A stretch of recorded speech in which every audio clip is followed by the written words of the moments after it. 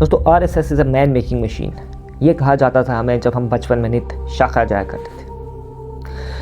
क्योंकि तब हमें पता नहीं था कि ये मैन मेकिंग मशीन क्या होता है, किस रूप में होता है, परंतु जैसे जैसे समय आगे बढ़ता गया तो हमें ये ज्ञात होता गया कि ये हम में कुछ क्वालिटीज़ इम्बाइब करवाना चाहते थे, कुछ क्वालिटीज़ इनकलकेट कराना चाहते थे जिससे हम इंसान बन सकें। दोस्तों 1925 जब पहली बार राष्ट्रीय स्वयंसेवक संघ की स्थापना हुई थी नागपुर में सुक्रावरी नामक जगह से, आज अगर देखा जाए तो 2025 तक राष्ट्रीय स्वयंसेवक संघ को लगभग 100 वर्ष पूरे हो चुके हैं। और आप सभी जानते हैं जब भी किसी संस्था के 100 वर्ष पूरे होते हैं, सेंटेनरी होती है, तो उसे भव्य तरीके से मनाने की कोशिश भी करती है। यही कारण है दोस्तों कि आज राष्ट्रीय स्वयंसेवक संघ इस पूरे वर्ष को एक भव्य तरीके से डिफरेंट सम्मेलन करवा के मनाने की कोशिश कर रही है। पूरे देश भर में हिंदू सम्मेलन मनाए जा रहे हैं। पाडर भी इनसे अछूता नहीं है दोस्तों। पाडर खंड के जो 6 मंडल हैं वहाँ पे भी इन 6 मंडलों में हिंदू सम्मेलन मनाने की तैयारी चल रही है। इसके बाद अगर हम बात करें दोस्तों तो 18 नवंबर को तत्तापानी में हिंदू सम्मेलन होगा, फिर 20 नवंबर को गढ़ में, 23 नवंबर को लिगरी में, 30 नवंबर को इष्टारी में और इसके बाद फाइनली गुलाबगढ़ में आयोजित किया जाएगा। दोस्तों राष्ट्रीय स्वयंसेवक संघ पाडर में किस रूप से काम करता है उसके ऊपर अब हम चर्चा करने की कोशिश करेंगे। दोस्तों पाडर में अगर देखा जाए यूँ तो राष्ट्रीय स्वयंसेवक संघ के हिसाब से 66 विलेजेस एग्जिस्ट करते हैं जिन्हें डिफरेंट मंडलों में बांटा गया है। राष्ट्रीय स्वयंसेवक संघ के नज़रों से अगर देखा जाए तो पाडर में 6 मंडल एग्जिस्ट करते हैं जिनमें मैं एक एक करके नाम देना चाहूँगा कि अठोली मंडल की अगर हम बात करें तो इसमें अठोली से लेकर सजार तक जितने भी गांव हैं वो इस अठोली मंडल के अंदर आते हैं। इसके बाद गुलाबगढ़ मंडल की अगर हम बात करें तो गुलाबगढ़, लियोंडी, ढूंढी, सन्यास, तड़ास, कोहल और मट्टी, ये सारे गांव जो हैं ये सभी गुलाबगढ़ मंडल के अंदर आते हैं। इसके बाद अगर हम लिगरी मंडल की बात करें तो इसमें लिगरी, दूरदू, हुरियान ग्वाड़ी, पंडेल, हमीरदवा, तुनखेल और छिटियान ग्वाड़ी नामक गाँव आते हैं। फिर गढ़ मस्सू मंडल की अगर हम बात करें तो इसमें गढ़, मस्सू, पलाली, हाको, माऊ, कुकांद्राओं ये सभी गाँव आते हैं। मचेल मंडल की अगर हम बात करें तो इसमें चिशोती, हमूरी, मचेल और अन्य जितने भी बुद्धिस्ट गांव उस वैली में एग्जिस्ट करते हैं वो सभी इस मचेल मंडल के अंदर आते हैं। और सोहल मंडल के ऊपर अगर हम फाइनली बात करें तो सोहल गांव से लेकर गंधारी, तुन तक जितने भी गांव एग्जिस्ट करते हैं वो सारे इस सोहल मंडल के अंदर आते हैं। अब इन सभी 6 मंडलों में ये हिंदू सम्मेलन जो है इस उपलक्ष्य में मनाया जा रहा है। जिन हिंदू सम्मेलन की अगर हम बात कर रहे हैं इनमें अगर हम देखें तो बहुत सारी क्वालिटीज़ हम सभी इंसानों के ऊपर इनकलकेट करने की बात करी जा रही है। वो सोसाइटी में, समाज में एक नया नॉर्मल सेट करने की बात करी जा रही है। दोस्तों जहाँ पे अगर हम देखें तो नशा मुक्ति के ऊपर बात करी जा रही है, इक्वालिटी के ऊपर बात करी जा रही है, किस प्रकार से हमें कास्ट डिफरेंसेस को साइड में रख के एक यूनिसन में संगठित होकर आगे बढ़ने की ज़रूरत है। इसके बाद अगर हम दोस्तों बात करें तो जितनी भी कुरीतियाँ, जितना भी अंधविश्वास हमारे हिंदू समाज में पहले से गड़ा हुआ है उसको मिटाने के ऊपर बात की जा रही है। ऐसी बहुत सारी क्वालिटीज़ हैं दोस्तों। मैं चाहता हूं कि आप ऐसे इस हिंदू सम्मेलन में जो आपके मंडल में होने जा रहे हैं उनको ज़रूर अटेंड करें और वहां से कुछ सीख के जाएं। दोस्तों अब चूंकि बात हो चुकी है राष्ट्रीय स्वयंसेवक संघ के ऊपर, आरएसएस के ऊपर, तो आज इस पर मैं और विस्तार में थोड़ी चर्चा करना चाहूँगा।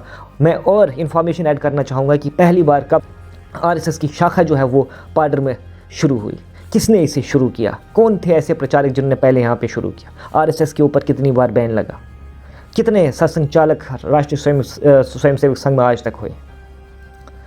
और इसके साथ साथ एजुकेशन के फील्ड में चिशोती क्लाउड बस्ट के टाइम पर और डिफरेंट कैलेमिटीज़ के टाइम पे राष्ट्रीय स्वयंसेवक संघ का, आरएसएस का क्या क्या रोल रहा है, आज उस पर प्रकाश डालेंगे दोस्तों। पहले मैं दोस्तों बात करना चाहूँगा आरएसएस की स्थापना से।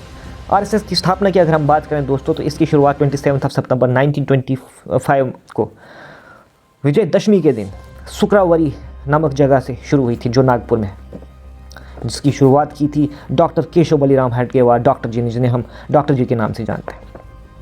दोस्तों अगर हम इसकी बात करें शुरुआती समय में यहाँ पे सिर्फ नेशनल अफेयर्स को संडे और थर्सडे को चर्चा हुआ करती थी, लेकिन 1926 17 अप्रैल ये वो दिन है जहाँ पे बहुत ही क्रूशल डिसीजन लिया गया।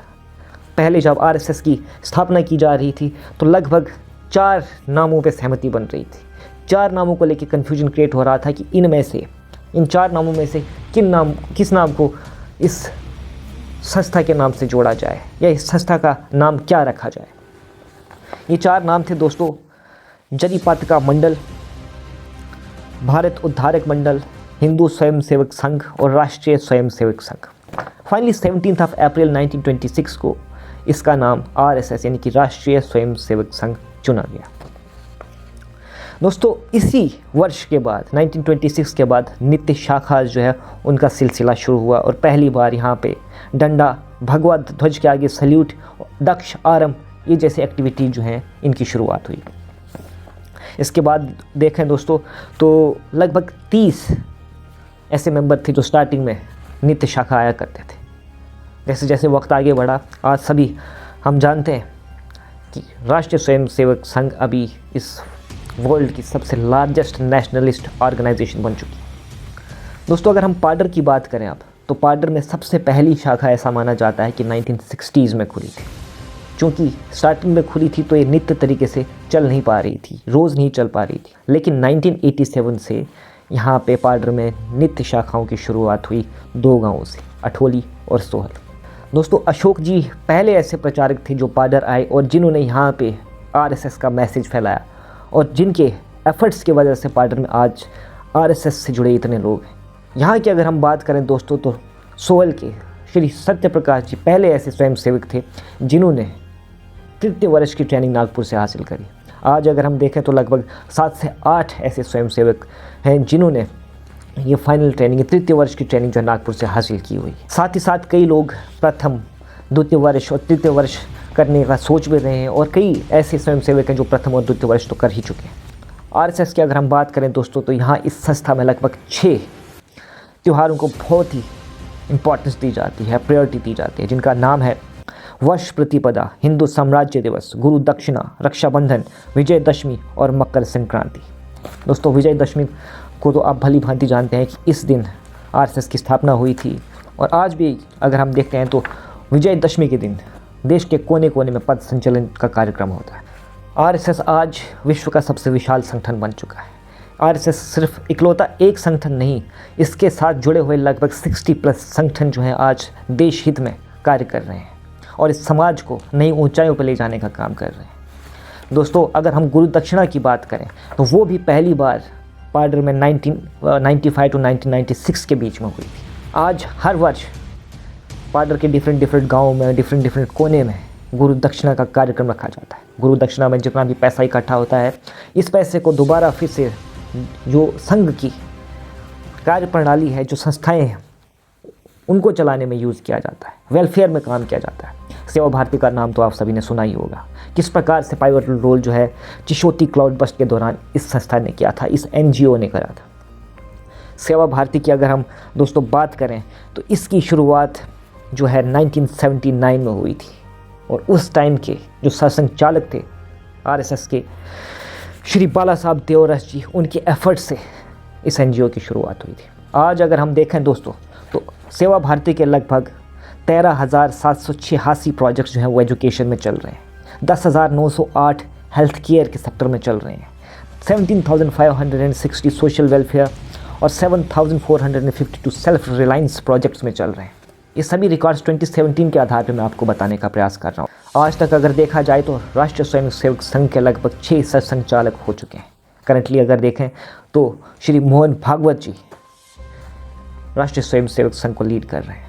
आज तक लगभग 3 बार RSS के ऊपर बैन लग चुका है। जब भी कोई आपदा घटती है पूरे देश में, जब भी कोई त्रासदी होती है, जब भी किसी प्रकार की समस्या से हमारा देश जूझता है, तो RSS पहला ऐसा संगठन है जो हमेशा वहाँ पे आगे आता है।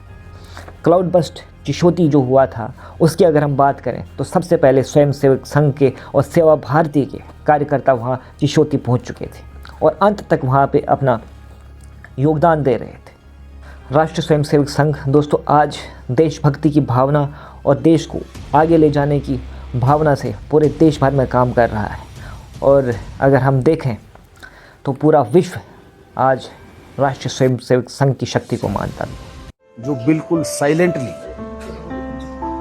काम कर रहा था वो संघ के स्वयंसेवक थे, जिन्होंने बगैर शोर शराबे के इस सारे ऑपरेशन में बड़े, मैं कहता हूं कि हृदय से काम किया, और विशेषकर जब घायलों का उपचार करना था, उनको यहाँ से शिफ्ट करना था, उसके लिए स्वयं सेवक डटा था ग्राउंड पे। आई होप सो कि आपको ये वीडियो इन्फॉर्मेटिव लगा होगा। ऐसी और वीडियोज़ के साथ हमारे चैनल के साथ जुड़े रहिए। तब तक धन्यवाद। जय हिंद, जय भारत।